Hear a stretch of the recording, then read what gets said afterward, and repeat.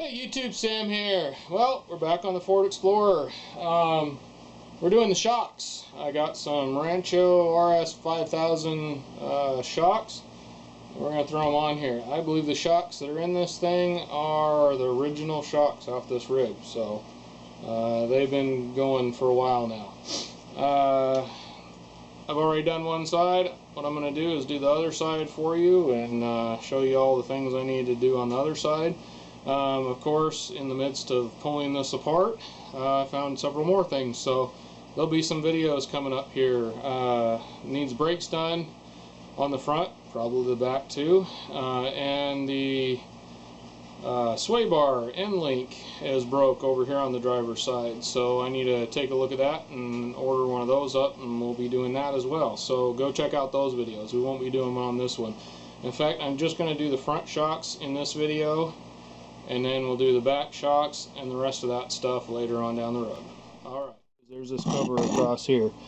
And I got my handy dandy tool here for just this purpose, popping these things out of here. And they're just plastic clips is all they are. Unfortunately, half of them they're into another piece of plastic. So this is a little bit tougher than if it was into a piece of metal. That one's done. It's almost easier just to get that tool behind there and then pull. Just grab it behind there and pull. Because prying doesn't really work because this is all plastic that it's into. I just leave the last one in because it's not really in the way once you get it down to the very last one over here on the corner down there. So there we be. And these are rusted.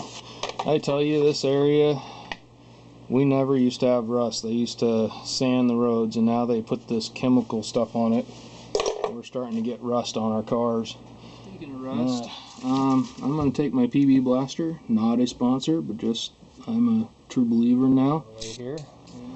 Right there is the bottom of the shock, and right there, and on the other side of it, there's a bolt sticking down through.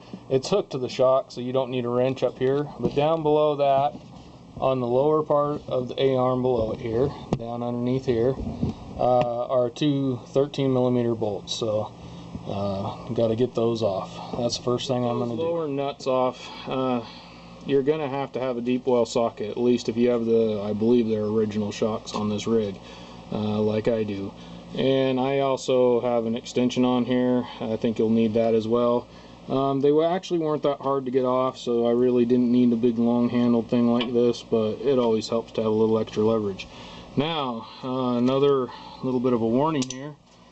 Just like on the other side, only the other side it actually already broke. Unfortunately, when I let the bottom of that shock loose, this broke off, which I was going to replace this one because the other side broke anyway. This is the stabilizer bar end link. So anyhow, or sway bar end link, I guess is the technical term for it. So I'm gonna have to go pick those up, look for a video on those. But because of that breaking when it did, this whole thing kind of dropped quite a ways. I'm gonna go ahead and finish this shock up, but I'm probably not going to put the top in until after I fix these sway bar end links, because it really puts a lot of pressure on the top, and it did on the other side as well. I actually just put a jack stand underneath the other side. In fact, after looking at this and pulling that off, that doesn't look too good for that either, so I am going to go ahead and jack this up. So a little bit extra. Alright, well, I got my jack under there, and this is where I say, if you do anything I do and hurt yourself, I am not responsible for you, your rig, or anything else, or anyone else that's around you. I'm just doing it on, there's a bottom ball joint nut down there. I'm just going to do it till that sits about where I think it needs to be, and then we'll start unhooking the top of this shock. 18mm down here, there's a nut on the actual shock. That one was pretty tight because of the rust, and up top you have a 15mm. Now I go upside down here on mine Boy, this one is way worse than the last one. Okay, there we go. 15mm ratcheting wrench here. I'm just gonna go to town. Obviously, if you don't have a ratcheting wrench, you can just use a regular wrench. That's the trick. It's starting to get a little harder now, which probably means, as you can see up here, where you might probably not be able to see, it's starting to gum up. So first I'm going to take, and since I have gloves on, I'll just do this. If you have a rag, it'd probably be better. And then I'm going to go back in the other direction here. Just a few turns. Okay. Flip that back around, and we're going to go back the other way. And that usually kind of breaks loose any of the gook, any of the stuff that's in the way. Now the Kazam, it's out. I would have showed you me pull it out, but it actually, when I was undoing it, it kicked it up in that way, and it actually just fell directly out of the bottom. The other side wasn't quite so easy, but it wasn't very difficult. You just pull it up, pop it that way, and shove it down through the bottom. It's actually very simple to pull these shocks out of here. In the box, it says RS 9000, but and I think on the other side, yeah, on the other side it says like 7,000. It doesn't say anything about 5,000 on the outside of the box, so don't get all excited that they sent you the wrong ones when you get these in the package here. Out of the box, it'll look similar to this. You have a couple of white packages, black zip tie, and the red piece here, which actually will be separately in the box. I just started putting this on to kind of quicken things a little bit.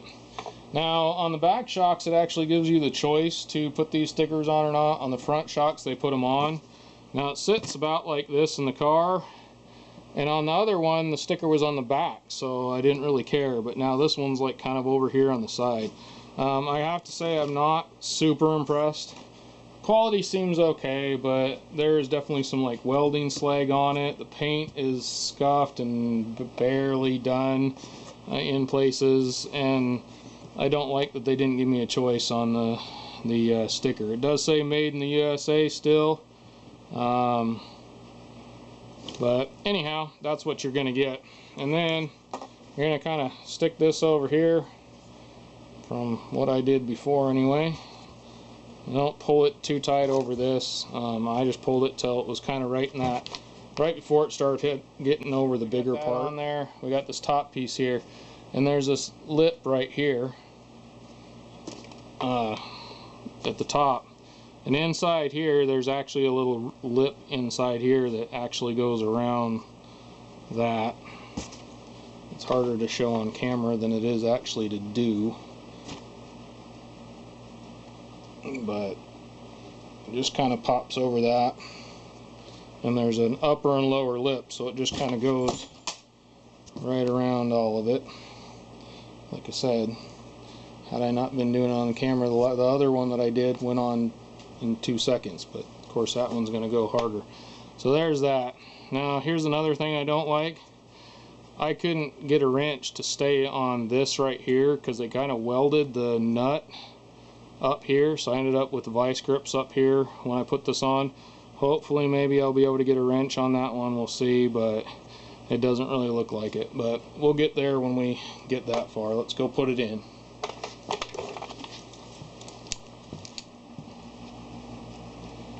Okay, first of all, for the bottom here,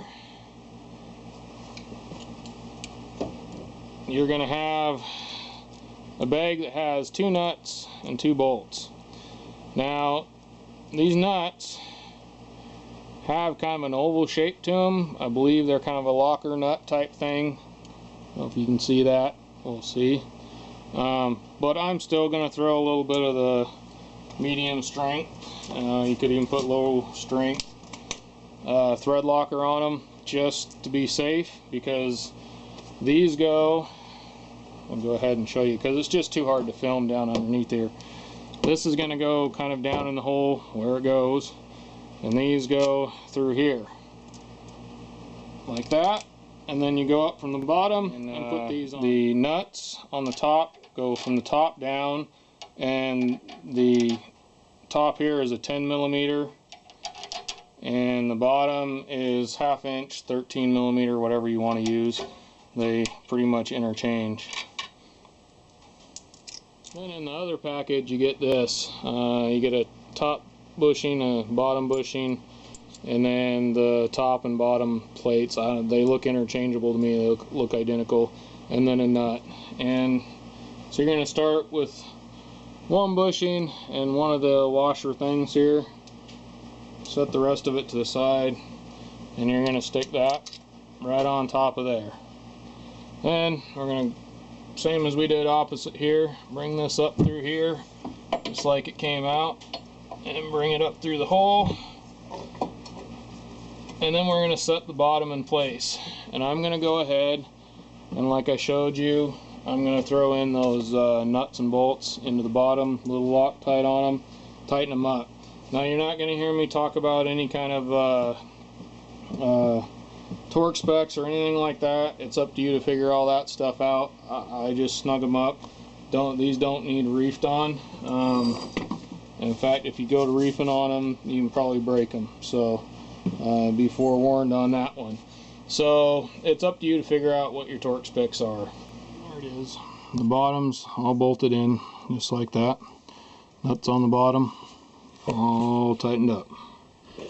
Now we're back here on the top of the shock here, and right there I got that done. So go check out that video if you need to learn how to do this. So we're back here. We're going to finish this off.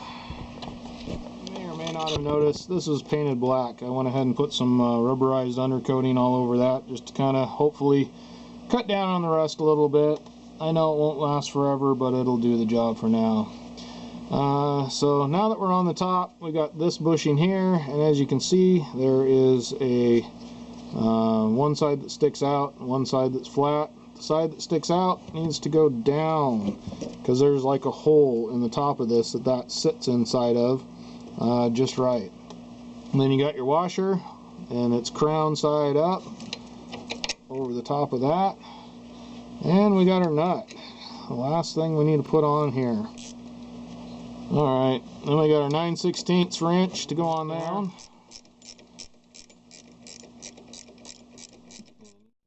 Alright, now something I should mention here is, yet again, not responsible if you do something I do and you hurt yourself. Don't like the way I'm doing it, don't do it. I put the jack underneath here and jacked it up so that it was sitting at the top up here, snugly, but not too snug inside of here. And then I'm tightening this down. Now with these, you don't want to tighten them down until these bushings are squished. You just want them, rule of thumb is usually about the width of the washer. You don't want the top of the washer, or I mean, you don't want the bushing wider than the top of the washer. Now I've noticed with these that these bushings are quite small, so I'm not even going quite that far. So I'm just snugging them up. Yet again, you're responsible to figure out your own torque specs. These Rancho shocks did not come with any instructions whatsoever, not even things telling me what not to do. On the other one, this did turn a little bit at the top, if I remember correctly, and I did have to put a pair of vice grips on here to tighten this up, but this one didn't turn so bad, so it must be just sitting in here a little better.